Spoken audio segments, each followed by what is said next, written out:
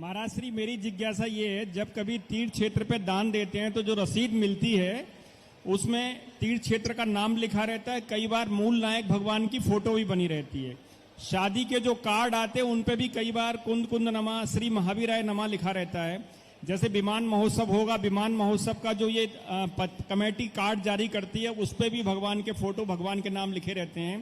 तो धर्म की अभिनय नहीं हो तो इन कार्डों का फिर किस तरह से निस्तारण करें?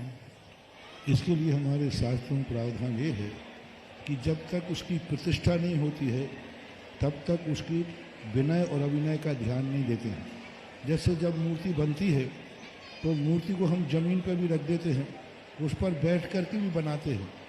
तो जब तक प्रतिष्ठा नहीं हुई है वो एक छाया मात्र है।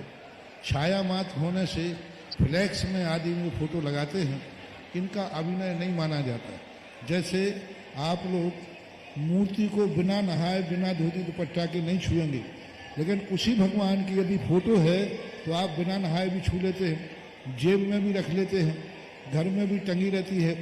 और वही भगवान की मूर्ति होती है तो आप बिना नहाए नहीं छूते हैं।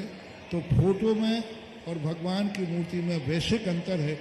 इसलिए वहाँ ठीक है, चलाकर अपमान नहीं करना, लेकिन यदि वो कहीं इस प्रकार का अभिनय होता है कार्डों में, फ्लैक्स में, बैनर में, तो उस अभिनय को आगम के अनुसार निषेध नहीं किया, वो अभिनय नहीं है, क्योंकि उसकी प्राण प्रतिष्ठा नहीं हुई है, वो छाया मात्र है। इसलिए